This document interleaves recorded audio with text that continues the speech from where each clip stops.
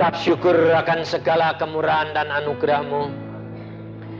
Kami sudah memuji dan memuliakan nama-Mu. Sekarang tiba waktunya kami hendak mendengar akan segala firman-Mu. Karuniakan kepada kami roh pengertian Tuhan, supaya benar-benar kami boleh mengerti kehendak-Mu di dalam hidup kami.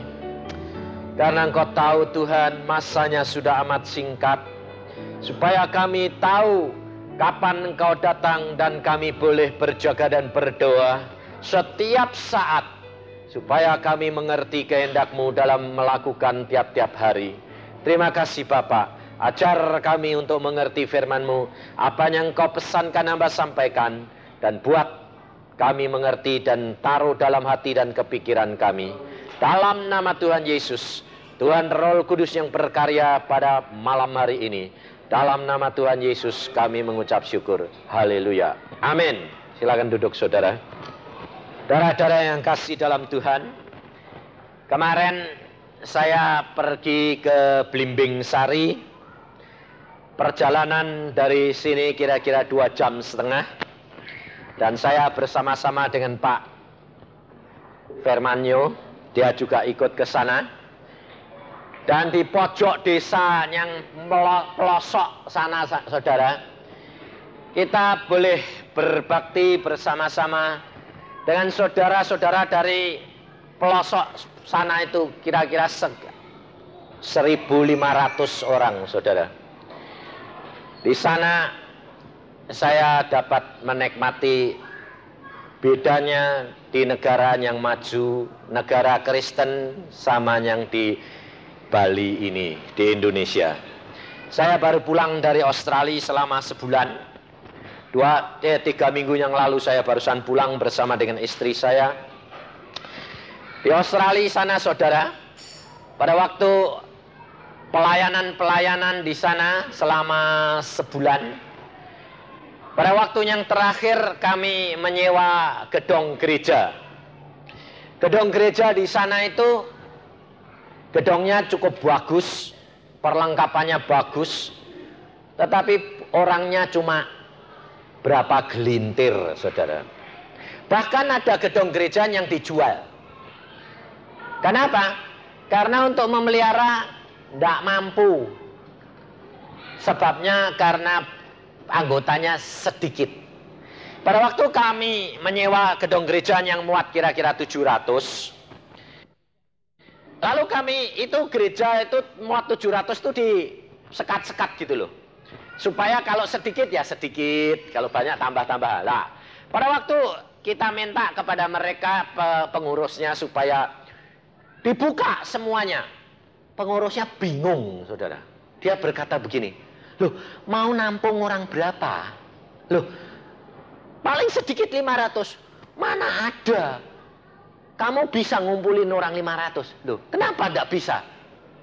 Wong, kita ngadakan kebaktian ini yang turut banyak. Oh, enggak. Biasanya itu cuma paling-paling 20.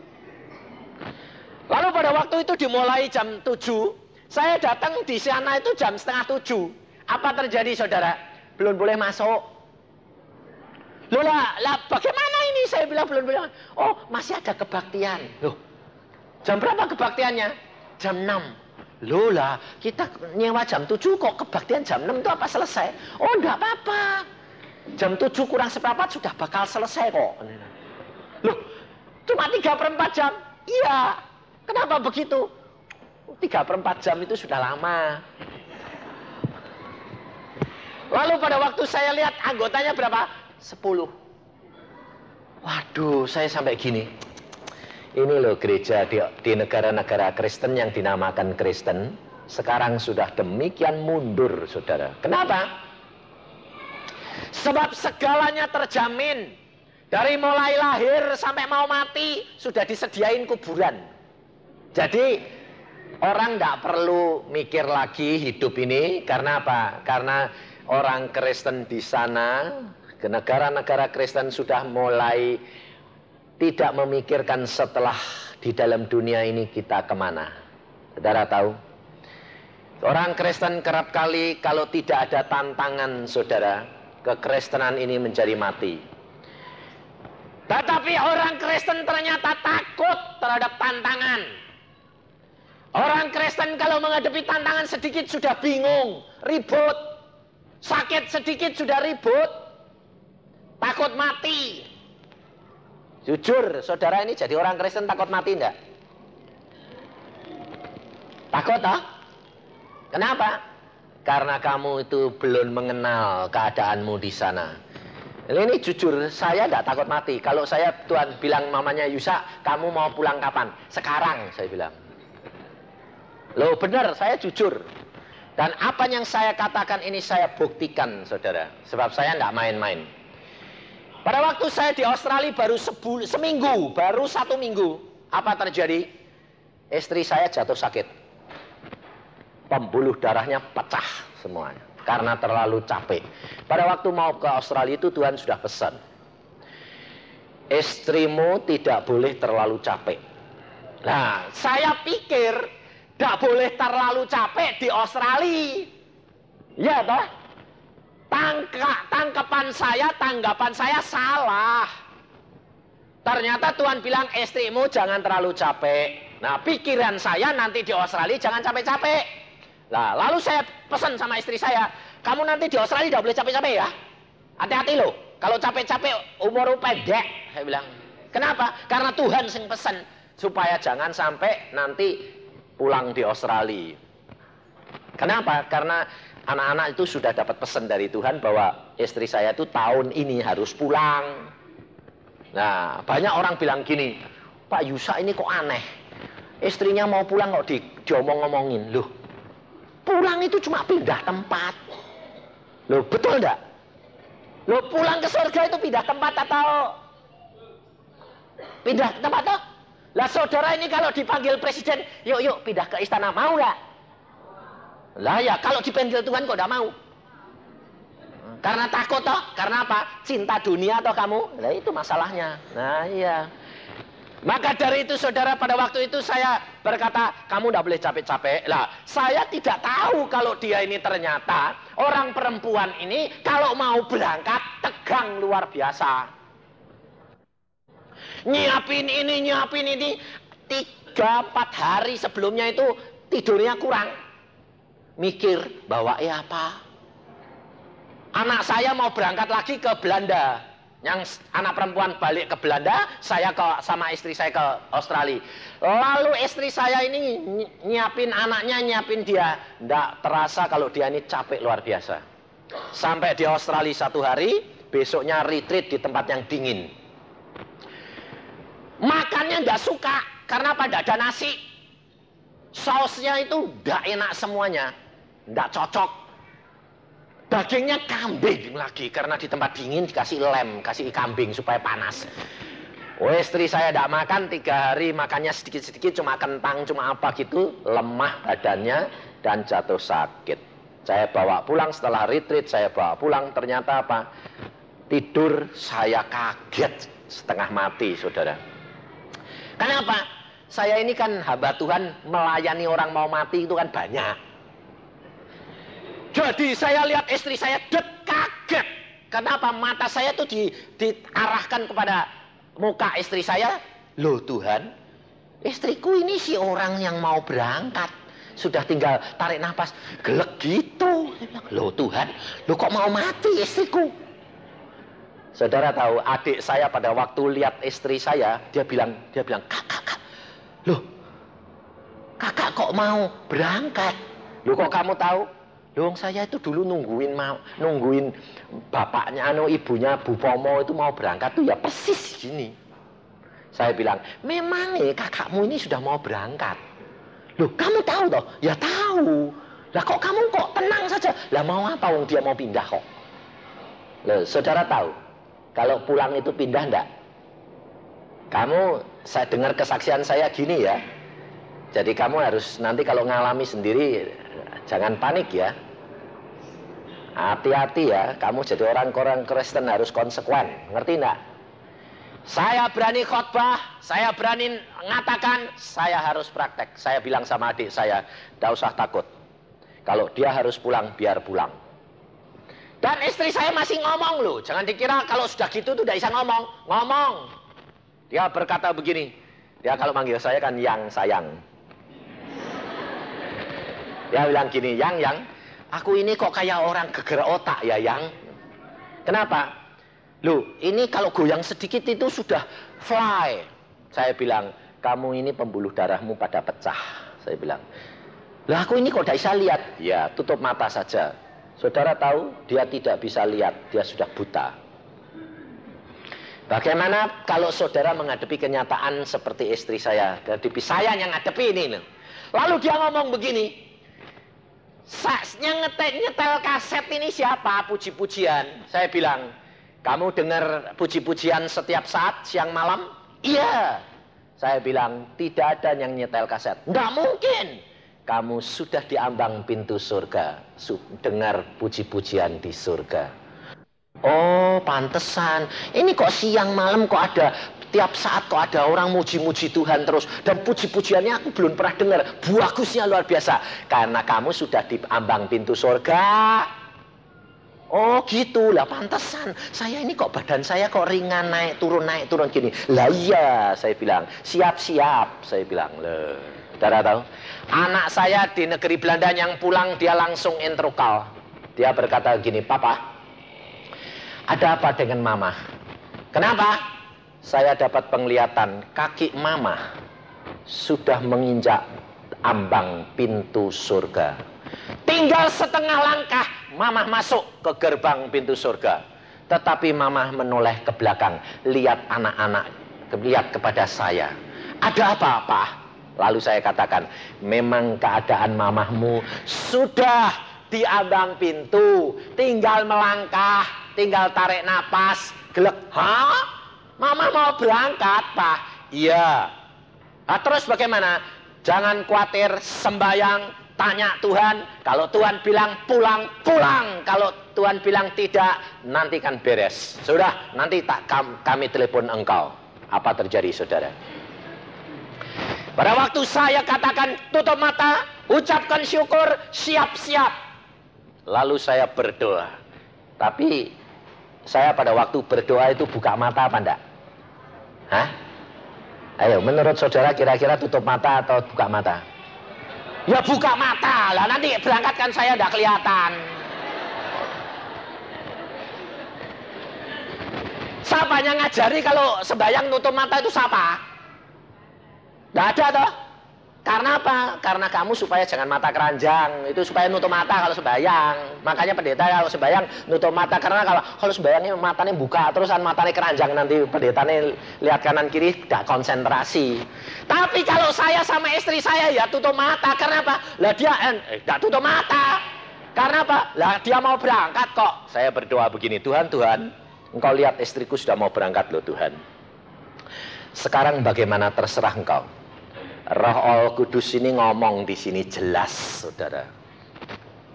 Dia berbicara Roh Kudus, Yusa, cepat minta kepada Bapakmu di surga, karena Bapak sudah siap mendengar permohonanmu dan mengabulkan. Kira-kira kalau saudara dapat suara gitu, saudara langsung minta enggak? Langsung toh? Minta apa? Ayo, jujur, minta apa? Hah? Minta sembuh toh? Nah, itu kehendakmu atau kehendaknya Bapak? Nah, ini harus belajar. Saya selalu berkata, belajar minta pimpinan Roh Kudus. Pada saat itu saya dengar suara begitu, apa yang saya katakan? Tuhan Roh Kudus, Engkau kan penolongku, Engkau yang tahu kehendak Bapak. Apa yang aku harus minta? Loh, saya tidak minta kesembuhan istri saya. Kenapa? Sebab saya tidak mau ambil risiko. Saya tanya kepada Tuhan, apa yang saya harus minta? Roh Kudus berkata apa? Bukankah kamu selalu mementingkan pekerjaan Bapakmu? Minta supaya kamu dapat menyelesaikan tugasmu di Australia 3 minggu lagi. Langsung saya berkata, amin Tuhan. Bapak, aku minta di dalam nama Tuhan Yesus, berikan aku kesempatan dan aku menyelesaikan tugasku kurang 3 minggu di Australia ini, di Sydney dan Melbourne. Dalam nama Tuhan Yesus, aku akan selesaikan dengan baik. Bapak berkata apa? Aku kabulkan Yusa, itu yang terbaik. Nah, saya bilang puji Tuhan. Nah, selesai loh. Setelah selesai, saya bilang, Tuhan, aku menyelesaikan tugasku. Tapi sekarang, bagaimana dengan istriku? Tuhan bilang apa? Kalau istrimu mati, otomatis pekerjaanmu terbengkalai, betul tidak? Kalau engkau mau bisa menyelesaikan dengan baik, istrimu harus sembuh. Kalau sakit ya kamu terganggu. Lah kalau gitu sembuh dong Tuhan. Sembuh, saya katakan sama istriku. Kamu tidak jadi pulang, sebab Tuhan mengatakan aku harus menyelesaikan dulu tugasku di Australia 3 minggu. Kamu sembuh. Dalam waktu 3 hari sembuh total. Matanya dapat melihat lagi, merahnya hilang, dan dia sempurna kembali. Sekarang di Bandung, sehat, sempurna. Saudara tahu, maka hidup dengan Yesus itu bukan kehendakmu, tetapi kehendak Bapa. Allah berkata, cari dulu kerajaan surga serta kebenarannya, semuanya akan ditambahkan kepadamu. Kenapa kamu minta-minta kerap kali tidak diberi? Karena kamu mementingkan dirimu sendiri. Saudara tahu, saya selalu ajarkan, ini loh praktek dengan Tuhan caranya begini, praktek dengan Tuhan caranya begini. Dahulukan dia. Tidak ada yang mustahil bagi dia. Kalau harus pulang, pulang, tidak ada masalah. Saudara tahu, istri saya di Surabaya ditelepon sama istri saya pagi-pagi 5:30. Dia bilang apa? Yang, ada apa? Kamu kok telepon? Oh, aku sudah dikasih tahu yang bulan apa saya harus pulang tahun ini. Kamu dikasih tahu Tuhan? Ya. Kapan berangkatnya? Ya. Ya sudah, kita siap-siap saja. Saudara tahu. Jadi istri saya itu malah telepon saya itu tidak nangis, tidak khawatir. Kenapa? Kayak piknik saja. Saudara tahu? Hidup kekristenan itu harus benar-benar sesuai dengan Alkitab. Hidup untuk Yesus, mati adalah satu keuntungan. Lalu jangan kira kalau saudara itu lalu pikir gini, loh Pak Yusa, nanti kalau istrimu mati, lalu Pak Yusa bagaimana? Saya berkata, hidup saya dijamin Yesus. Anak-anak saya langsung bilang gini, Papa, Mama kalau pulang, Papa hidup bersama dengan Yesus. Dan kita tidak kawin ya Papa. Wah. Lalu saya bilang, amin nak, hidup ayahmu untuk Yesus. Dan tidak untuk kesenangan dunia. Saudara tahu? Hidup di dalam dunia ini hanya sementara. Kedatangan Yesus sudah amat singkat, saudara tahu. Maka dari itu pada malam hari ini kita belajar firman Tuhan saudara, supaya saudara tahu mengapa kehidupan kekristenan ini kerap kali tidak berhasil. Karena apa? Karena mereka tidak belajar firman Tuhan dan mereka tidak mengikuti benar-benar apa yang dikatakan oleh Tuhan Yesus kepada kita. Maka dari itu coba kita buka di dalam Matius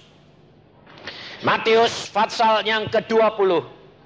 Pada hari ini kita belajar khusus mengenai kesepakatan kita dengan Tuhan. Di dalam Matius 20, mulai ayat yang pertama.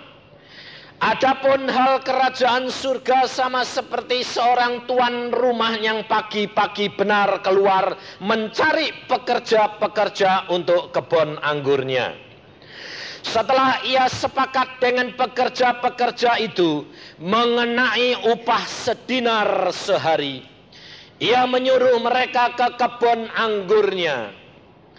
Kira-kira pukul 9 pagi ia keluar pula dan dilihatnya ada lagi orang-orang lain menganggur di pasar.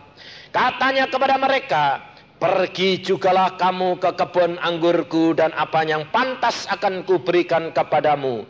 Dan mereka pun pergi kira-kira pukul 12 dan pukul 3 petang ia keluar pula dan melakukan sama seperti tadi. Kira-kira pukul 5 petang ia keluar lagi dan mendapati orang-orang lain pula. Lalu katanya kepada mereka, mengapa kamu menganggur saja di sini sepanjang hari? Kata mereka kepadanya, karena tidak ada orang mengupah kami. Katanya kepada mereka, pergi jugalah kamu ke kebun anggurku. Ketika hari malam, tuan itu berkata kepada mandornya, panggillah pekerja-pekerja itu dan bayarkan upah mereka, mulai dengan mereka yang masuk terakhir hingga mereka yang masuk terdahulu.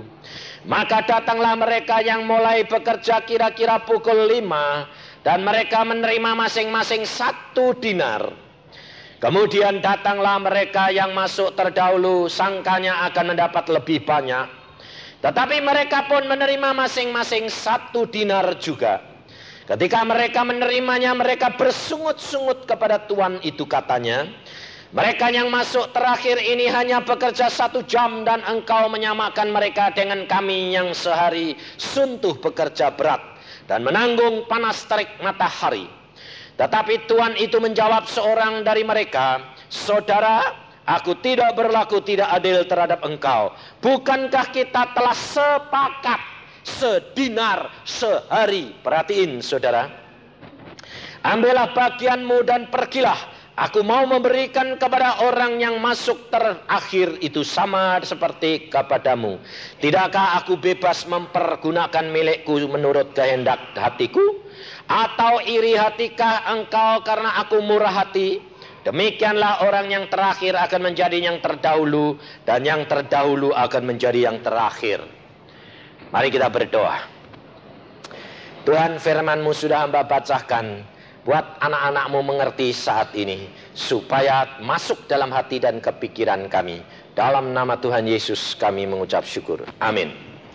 Saudara, di dalam Tuhan Yesus mencari pekerja-pekerja ini, di dalam ayat-ayat ini dikatakan, perjanjian kesepakatan antara Yesus dan pengerja-pengerjanya itu, sehari, sebulan, setahun, seumur hidup, atau tiap-tiap hari.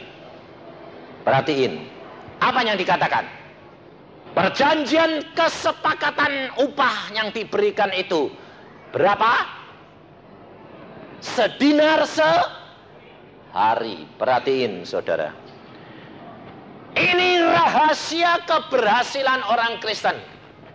Kekristenan itu bukan kontrakan.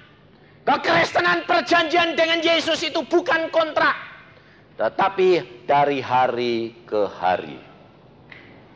Maka dari itu jangan kaget kalau hari ini ada hamba Tuhan berkhotbah luar biasa, bulan depan, tahun depan dia tersingkir jatuh ke dalam dosa.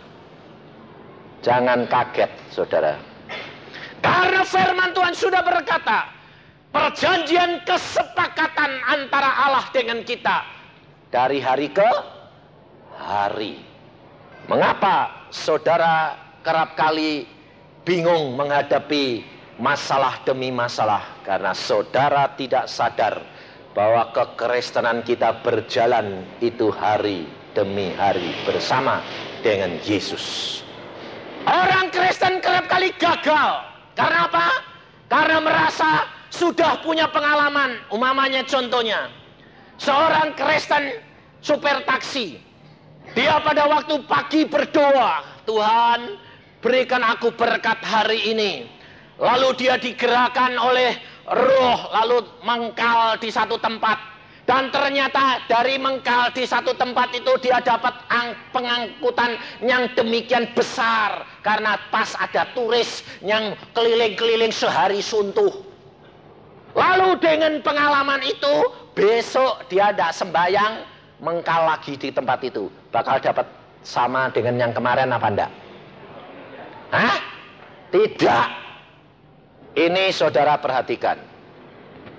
Yesus berjanji bahwa perjanjian antara kerajaan surga, antara Yesus Tuhan dan kita itu dari hari ke hari, saudara tahu. Ini kejatuhan banyak orang Kristen.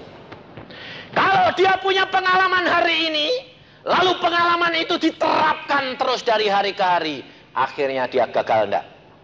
Dan dia kalau gagal, dia kecewa terhadap Tuhannya. Yesus berkata, bersihkan dulu cawan sebelah dalam. Mengapa? Karena Yesus mau supaya hatimu ini diadakan perubahan. Hidupmu tidak bergantung kepada pikiran, tetapi tergantung dengan Roh Allah Kudus.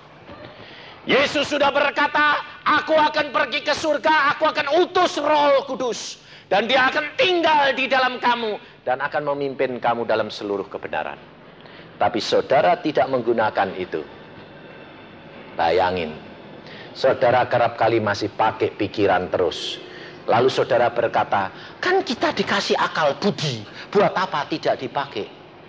Akal budi harus digunakan untuk mengecek apakah jalanku itu cocok dengan firman Tuhan atau tidak. Apakah hidupku ini berkenan atau tidak? Maka dari itu saudara, saya selalu katakan, bangun pagi mulai bersama dengan Allahmu.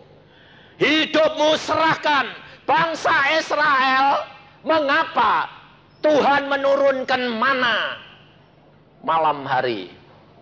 Dan bangsa Israel diperintah oleh Tuhan, pagi-pagi ambil mana. Karena kalau matahari sudah terbit, mananya hilang, menguap. Maka dari itu saudara perhatikan, setiap hari Allah mulai dengan engkau dan engkau dengan Allah. Apakah orang Israel disuruh mengambil roti seminggu sekali? Kalau dia mengambil, ada orang yang mengambil banyak, pikirnya, ini ngambil banyak supaya besok kalau tidak sempet, bangunnya telat, tidak usah ngambil. Ternyata disimpan jadi busuk. Loh, saudara tahu? Ini rahasia firman Tuhan yang luar biasa keberhasilan daripada orang Kristen. Dari hari ke hari. Dan mulai pagi hari bersama dengan dia. Maka dari itu saudara, saya katakan kepada orang-orang baik pedagang, baik pengusaha, baik orang pinter, baik orang insinyur, dokter, saya katakan, bangun pagi sembahyang. Mulai dengan Yesus, kamu mesti diberkati. Karena bangsa Israel mengambil mana pagi hari. Kalau pagi hari kamu mulai dengan Yesus, maka rezekimu tiap hari kamu akan dapat. Karena itu hakmu. Karena Allah sendiri yang sudah memerintahkan hal ini. Tetapi banyak orang Kristen bangunnya siang, mulainya siang. Lalu kalau saya tanya, kamu bangun pagi? Wah Pak, maaf Pak, kalau bangun pagi lebih baik tidurnya malam jam 1 saja Pak. Sembayangnya nanti malam saja Pak. Sembayang malam itu boleh, tapi laporan periksa diri. Sehari aku sudah lakukan apa Tuhan? Ternyata kok nggak nyenangkan hatimu ya Tuhan. Ampuni, tidur geledek itu baik. Tapi kalau sembahyang malam minta berkat untuk besok, manane durung turun. Saudara tahu? Mananya belum turun. Lalu kalau kamu bangun siang, mananya sudah habis. Kamu harus puasa semalam itu, sehari itu. Makanya jangan kaget kalau berkatmu tidak turun-turun. Tetapi jikalau engkau mau melakukan firman, dan Yesus sudah berkata, ada kesepakatan. Artinya ada agreement, ada persetujuan. Setiap hari 1 dinar.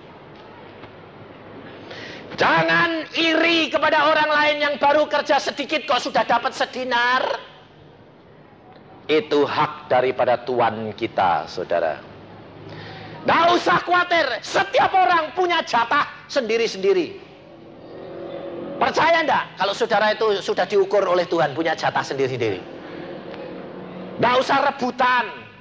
Coba kalau anakmu banyak, sebagai orang tua kita beli roti, anaknya rebutan malah dikasih roti atau dikasih keplokan. Hah? Keplok toh? Tapi kalau anaknya antri, dia bilang, papa pasti adil, tidak apa-apa. Yang gede, yang makannya banyak dikasih banyak, yang makannya sedikit dikasih sedikit, betul tidak? Yang makannya sedikit, mau kasih banyak ya tidak habis.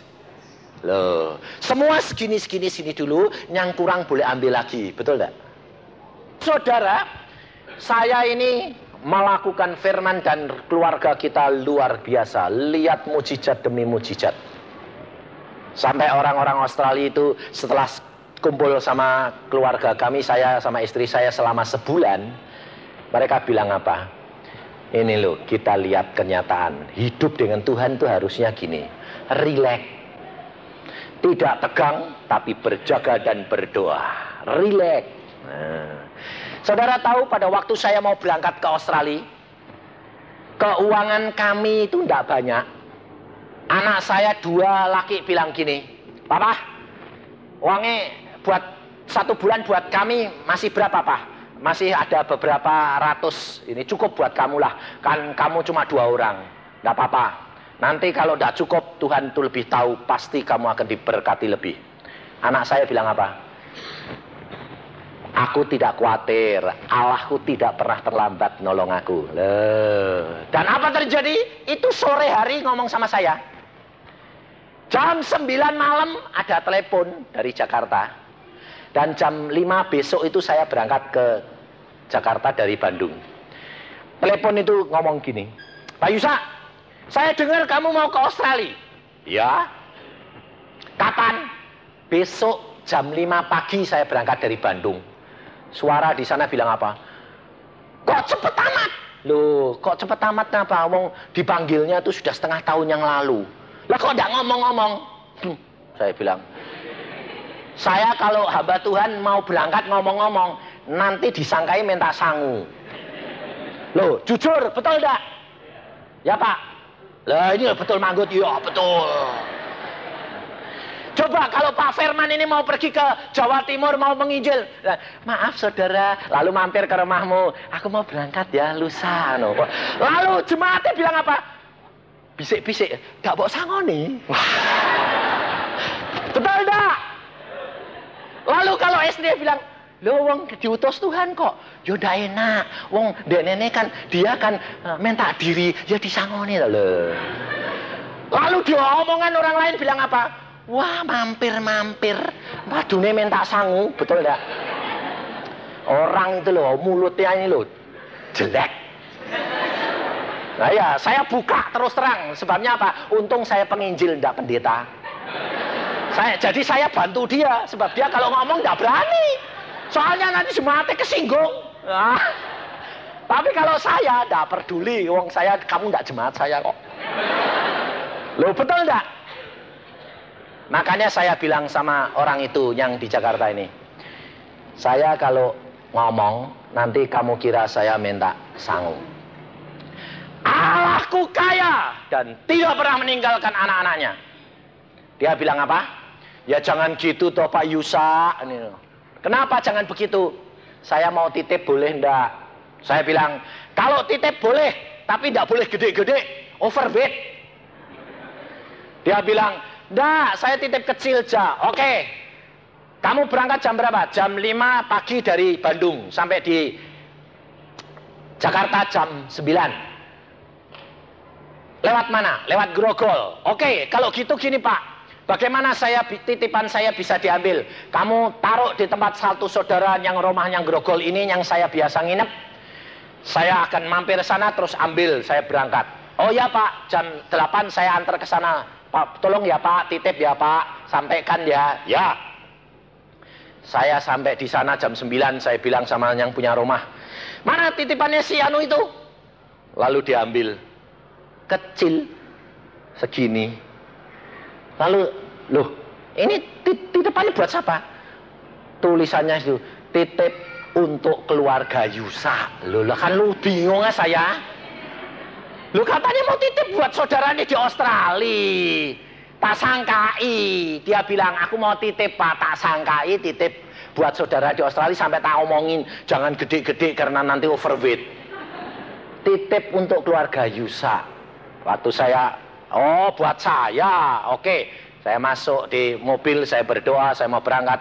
Tuhan, ini apa dan ini untuk siapa? Tuhan berkata, 1 bawa kamu, 1 buat anakmu.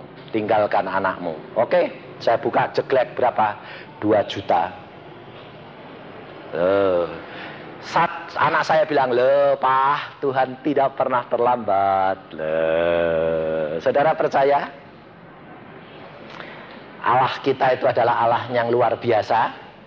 Loh, saudara tahu, kita tidak perlu takut, tidak perlu khawatir, tidak perlu bimbang dan ragu.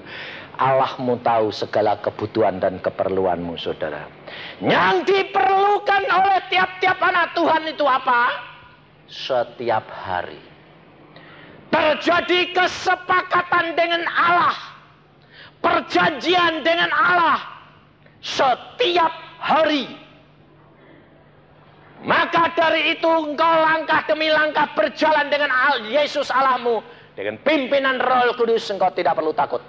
Sebab Alkitab berkata, coba kita lihat di dalam Matius pasal yang ke-6 ayat yang ke-34. Sebab itu janganlah kamu khawatir akan hari besok, karena hari besok mempunyai kesusahannya sendiri. Kesusahan sehari cukuplah untuk sehari. Loh, saudara perhatikan. Ayat-ayat perkataan Tuhan Yesus ini jelas sekali bahwa kita menjadi orang Kristen ini berjalan dari hari ke hari. Kalau engkau mulai dengan Yesus, kau tidak usah khawatir apa yang akan terjadi hari ini. Tetapi jangan pengalaman hari ini lalu engkau terapkan buat besok pagi. Kau harus minta pimpinan daripada Roh Kudus. Belajar peka. Maka kerap kali saya katakan, asah telinga rohanimu ini harus diasah supaya menjadi peka. Dan untuk itu bangun pagi, sembahyang. Saya kerap kali katakan, baca di dalam Yesaya 50 ayat 4. Jelas dikatakan di situ. Yesaya 50 ayat 4. Saya akan bacakan lagi. Sebab ternyata anak-anak Tuhan ini bandel-bandel. Tuhan Allah telah memberikan kepadaku lidah seorang murid, supaya dengan perkataan aku dapat memberi semangat baru kepada orang yang letih lesu. Setiap pagi ia mempertajam pendengaranku untuk mendengar seperti seorang murid. Perhatiin saudara, setiap pagi ia mempertajam pendengaranku seperti seorang murid. Tapi saudara tidak mau. Kadang-kadang saudara mengatakan, aku sudah sebulan berdoa Pak, tiap pagi, kok tidak ada apa-apa. Baru sebulan. Saudara tahu, saya dididik Tuhan mulai kapan untuk bangun pagi? 25 tahun yang lalu, sampai sekarang. Tiap jam 5 bangun. Dan benar-benar telinga rohani ini menjadi peka, tajam, sehingga apa yang Allah katakan semuanya digenapi. Dan berjalan mulai dari hari itu dengan Allah. Baru saya datang dari Surabaya, saudara. Ada seorang pemborong berhenti kerja 2 bulan. Kenapa? Tanah itu dibur tidak bisa. Aneh enggak? Mau ngebur tanah ini dibur, dibuat fondasi, itu enggak bisa saudara. Burnya patah. Setiap kali dibur patah. Kalah sama kepadatan tanah ini. Kalah. Sampai berhenti 2 bulan. Ini anak Tuhan. Ternyata suami istri datang pada saya. Dia bilang gini, Pak Yusak, kenapa ya Pak? Saya itu bangun rumah belum pernah terjadi seperti ini Pak, bolongan ini. Saya mau bangun 3 tingkat Pak, tapi tanah yang saya bor ini aneh. Tanah itu persegi saudara, tapi letter T-nya gini ini tidak bisa dibor.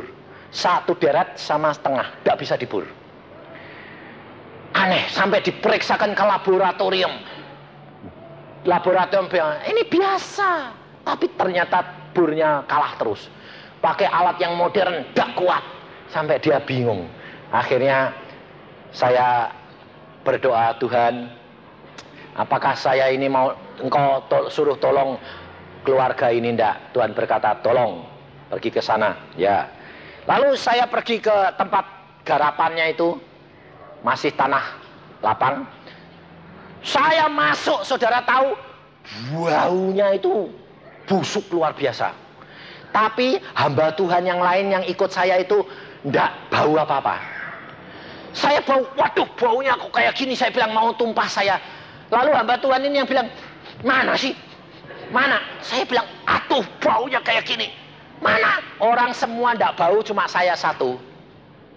Saya bilang, ini tanah ini bekas punya kuasa gelap ini, luar biasa ini.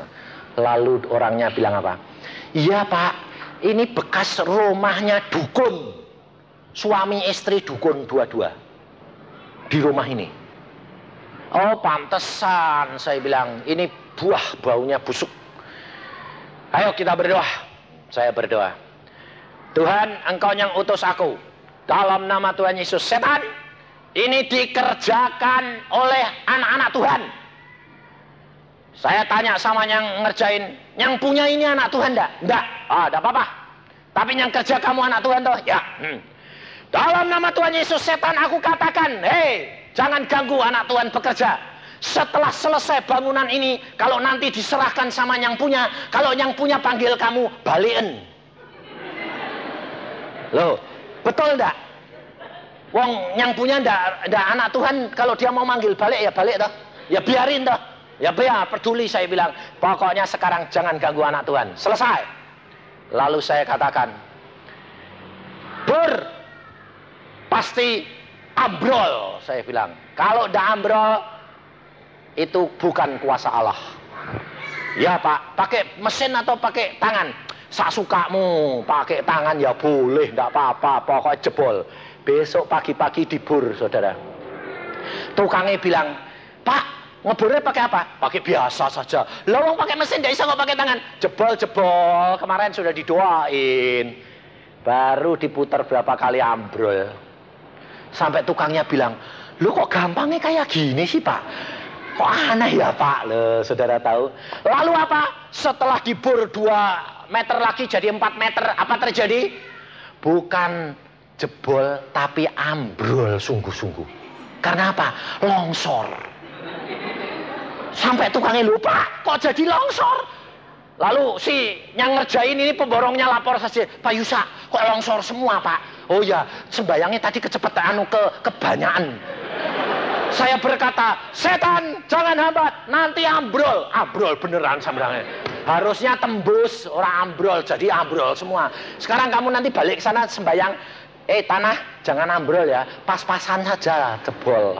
Saudara tahu, mereka melihat satu kenyataan dan mereka bilang, Tuhan itu luar biasa ya Pak. Kalau kamu tidak ngalami secara pribadi, kamu tidak akan percaya bahwa Allahmu tetap sama. Saudara tahu, kehidupan kekristenan harus mempraktekkan tiap-tiap hari. Jangan lalu setiap saat, lalu nanti kalau ada gitu, lalu dia panggil orang, asal orang bangun dipanggil, terus saya mau, terus ambrol semua, jebol nanti. Ndak. Kalau tidak diperintah oleh Tuhan, jangan pergi. Saudara tahu? Sebab yang melakukan segala perkara itu Tuhan, bukan engkau atau saya. Sebab kekristenan ini hari demi hari, Allah tahu apa yang akan dilakukan terhadap anak-anaknya. Dan saudara harus belajar berkah. Roh Kudus sudah berkata, belajar dengar-dengaran dan menurut. Dan masa ini anak-anak kecil dipakai Tuhan luar biasa. Saudara tahu, saya menemui beberapa anak kecil peka di Surabaya ini. Anaknya daripada pemborong ini, umurnya baru 5 tahun. Saudara tahu apa terjadi? Dia berkata, sebelum hal ini terjadi, saya berkata sama anak itu, namanya Yan. Yan, sembahyang. Dia bilang apa? Opa. Dia akan manggil saya ini Opa. Opa Yusa, Tuhan berkata, itu ujian buat papa. Tidak apa-apa. Bayangin saudara. Anak yang umur 5 tahun ngajar bapak ibunya. Karena apa? Bapak ibunya bandel, Tuhan pakai anak-anak kecil sekarang. Saudara tahu anak umur 5 tahun ini baru masuk kelas 0 kecil. Dia sudah dapat baca Alkitab. Kenapa? Diajari Yesus sendiri. Saya tanya, Yan, kamu sudah baca Alkitab? Sudah, Opa. Mana sekarang? Di Mazmur. Kenapa? Tuhan Yesus ngajari. Aku dulunya tidak ngerti. Ini bacai bagaimana? Dia dengar suara Tuhan mengajar baca. Lalu mamahnya tanya, Yan, kamu ini ngawur. Kok ada Tuhan? Loh, Tuhan yang ngajar, Oma. Tidak percaya. Ini saya bacakan. Bacah dia. Bisa. Sampai mama ya, loh kok bisa sungguh. Lalu dia tanya, suaranya Tuhan kayak apa? Anak ini bilang apa? Suara Yesus Tuhan lembut mah, ndak seperti mamah galak. Kapok kowe, aku bilang gitu. Saya bilang kapoken kowe diajar sama anakmu sekarang. Alkitab Belanda itu berkata, Tuhan berkata kalau mereka tidak mau memuji dan bersorak-sorai, Tuhan akan pakai bayi-bayi yang menyusu akan bersorak-sorai. Saudara tahu? Sudah pernah dengar bayi nginjil? Belum? Hah? Ada seorang ibu, dia mengandung. Pada waktu mengandung, dia dengar firman mengatakan bahwa ini ibu anak di dalam kandungan ini bisa diinjili, bisa dengar firman. Dan pada waktu itu ibunya lalu mempraktekkan. Saya kerap kali katakan, kalau engkau mengandung, berdoa untuk anakmu yang dalam kandungan, bacakan firman. Dan dia praktek baca firman. Dia lalu berkata, nak, dengar ya nak, aku baca firman Tuhan. Setiap hari anak di dalam kandungan ini disuruh dengar firman. Apa terjadi? Pada waktu lahir, anak ini yang asal mau diminumi susu sama ibunya, baca firman. Nak, dengar baca firman dulu baru makan. Sebab ayah ibunya kalau mau makan baca firman dulu. Apa terjadi? Anak ini setiap mau minum susu harus membaca firman. Pada waktu ibunya sama bapaknya kerja, panggil suster, susternya kaum Ismail. Ibunya lupa ngasih pesan suruh baca Alkitab. Seharian anaknya tidak mau makan, tidak mau minum, nangis terus. Dikasih susu tidak mau, dikasih apa tidak mau. Ibunya pulang, dia lapor si pembantu, Bu, anaknya nangis terus. Kenapa? Tidak mau makan, tidak mau minum. Ibunya, aduh aku lupa. Kenapa? Baca firman.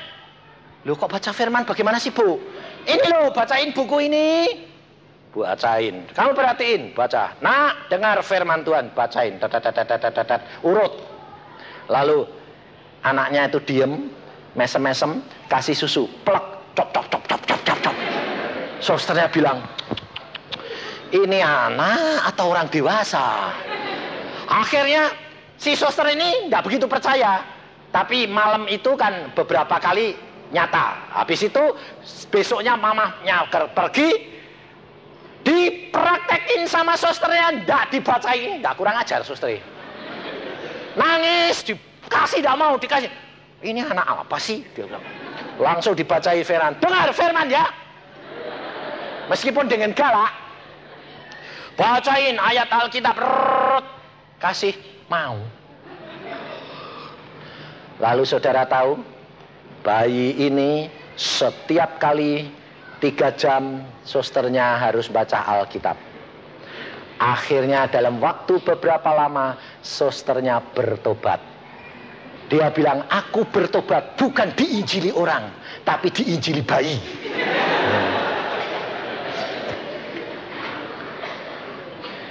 Padahal bayi ini bisa ngomong enggak? Kenapa dia bisa nginjil? Karena perbuatan, betul? Saudara menginjilin orang lain dengan omongan atau perbuatan. Saudara tahu, engkau akan kalah dengan orang-orang yang kecil kalau engkau tidak benar-benar melakukan firman Tuhan. Saudara tahu, kehidupan kekristenan ini dari hari ke hari, langkah demi langkah bersama dengan Dia, belajar peka terhadap pimpinan Dia, saya jamin hidupmu akan diberkati Tuhan luar biasa. Jatah sehari ada bagiannya sendiri. Jangan iri. Kadang-kadang orang itu kerja setengah hari dapat hadiah sama 1 dinar. Ada jatah yang harus diterima, saudara.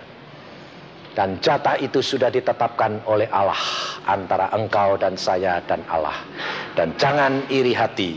Yesus berkata di sini, perhatikan, orang ini berkata, ayat 13, tetapi Tuhan itu menjawab seorang dari mereka, saudara, aku tidak berlaku tidak adil terhadap engkau. Bukankah kita adil dan bukankah kita telah sepakat sedinar sehari?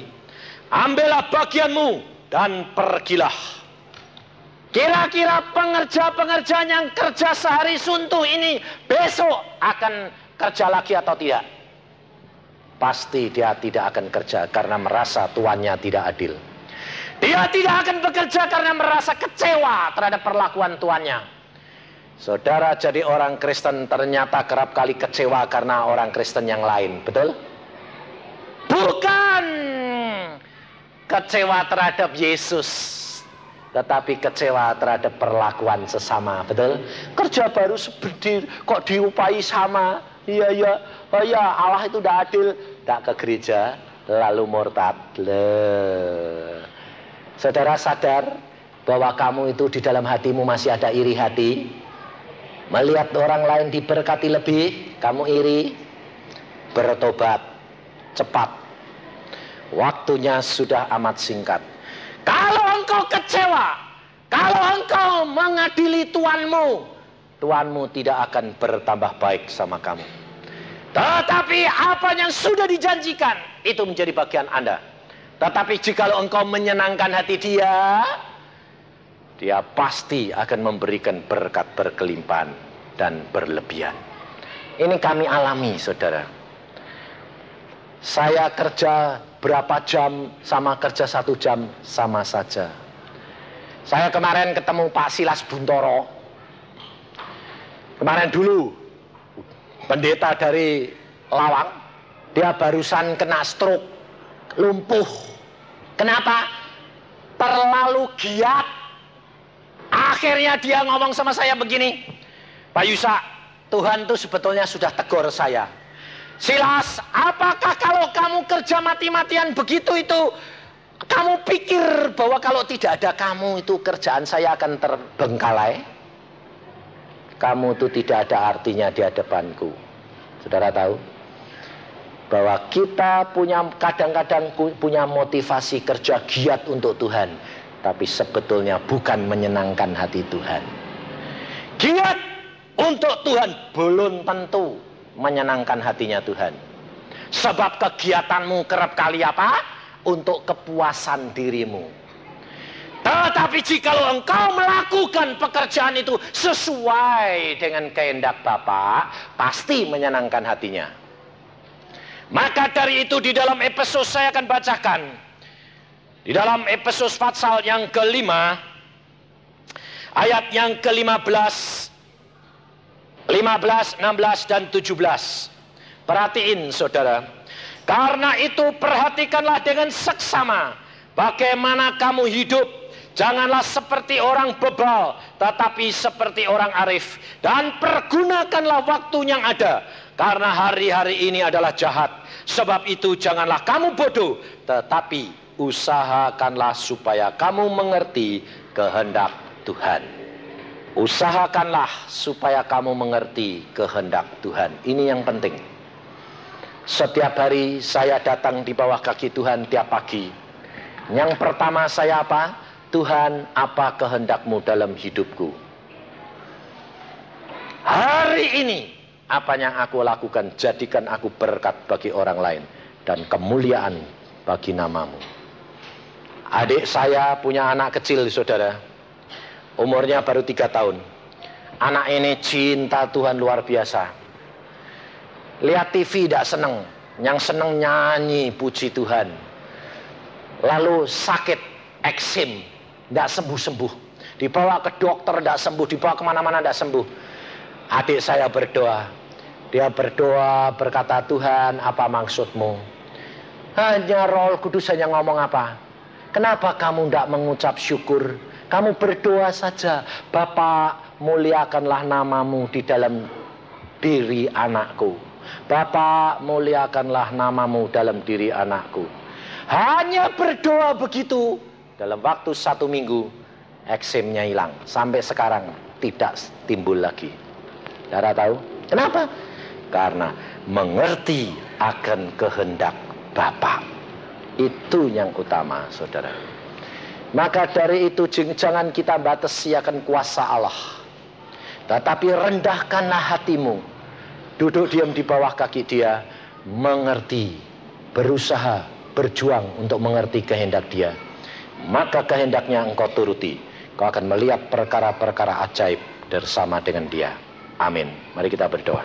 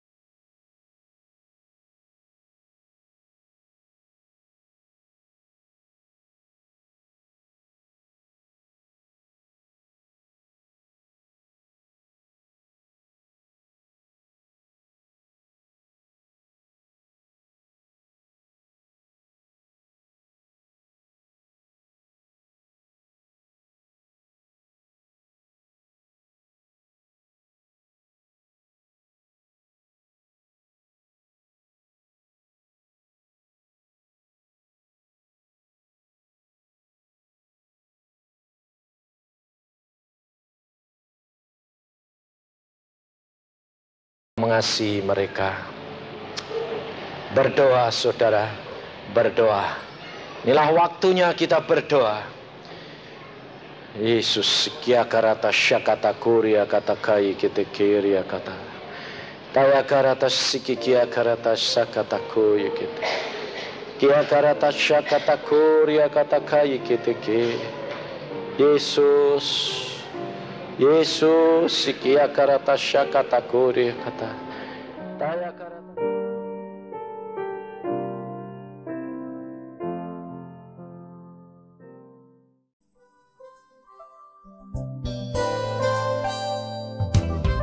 Anda diberkati dengan pemberitaan firman Tuhan. Dapatkan kaset, VCD, CD, MP3, dan buku-buku rohani dari hamba-hamba Tuhan Evangelis Yusak Cipto, Pendeta Petrus Agung, Evangelis Iin Cipto, dan hamba-hamba Tuhan lainnya. Tersedia juga banner dan alat-alat tarian lainnya.